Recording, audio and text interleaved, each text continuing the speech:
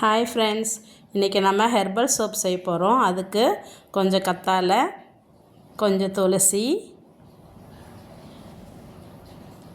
கொஞ்சோண்டு குப்பைமேனி இலை, தேவைப்பட்டால் வேப்பிலை கூட எடுத்துக்கலாம். நான் குப்பைமேனி எடுத்திருக்கேன். மூணுத்தையும் சேர்த்து நல்லா மிக்சியில் நல்லா அரைச்சிட்டு வடிகட்டி எடுத்து வச்சுக்கணும் ஒரு பாத்திரத்தில். இது வந்து சோப் பேஸு. கந்தசாமி கோயில், பாரிஸில் கந்தசாமி கோயில் பக்கத்தில் கெமிக்கல் ஷாப்ஸ் இருக்குது. அதில் கிடைக்கும் இந்த கெமிக்கல் பேஸு. இந்த சோப் பேஸுன்னு கேட்டால் கொடுப்பாங்க. இதை வந்து ஒரு பாத்திரத்துக்கு நம்ம இப்போ ட்ரான்ஸ்ஃபர் பண்ணிக்கிறோம். ஏற்கனவே ஒரு பாத்திரத்தில் நல்லா தண்ணி கொதிக்க வச்சுருக்காங்க. இதை வந்து நம்ம டபுள் பாயில் மெத்தடில் தான் செய்யணும். ஸோ அந்த பேஸ் போட்ட பாத்திரத்தை இந்த தண்ணி சூடான தண்ணிக்குள்ளே உள்ளே வச்சு நம்ம அப்படியே கிளற அது மெல்ட் ஆகிட்டே வருங்க. பாருங்கள், நல்லா மெல்ட் ஆகிட்டு வருது பாருங்கள். மெல்ட் ஆகிட்டு தண்ணி மாதிரி வந்துடும். இந்த பேஸ் நம்ம போட்ட பேஸ் வந்து கரைஞ்சி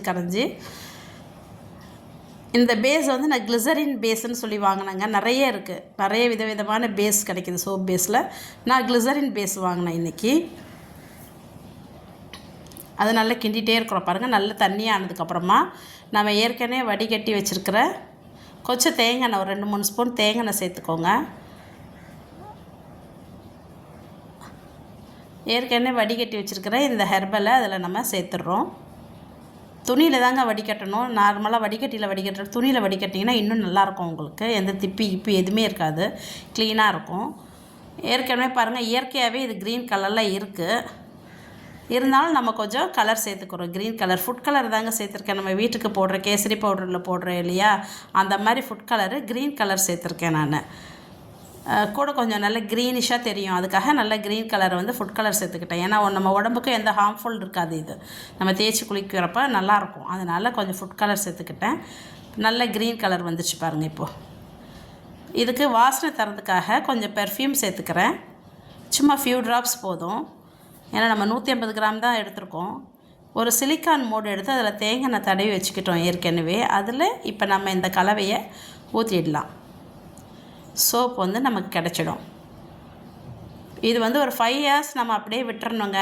எடுக்கவே கூடாது, டச் பண்ணக்கூடாது. 5 hours அதுக்கப்புறம் பார்த்திங்கன்னா சோப்பு நல்லா இருக்கும். நான் இப்போ நைட் பண்ணுறேன். நான் நெக்ஸ்ட் டே தான் எடுத்தேன். நெக்ஸ்ட் டே தான் நான் இதை வந்து இப்போ இந்த சோப்பை எடுக்க போகிறேன். பண்ணி முடித்தாச்சு.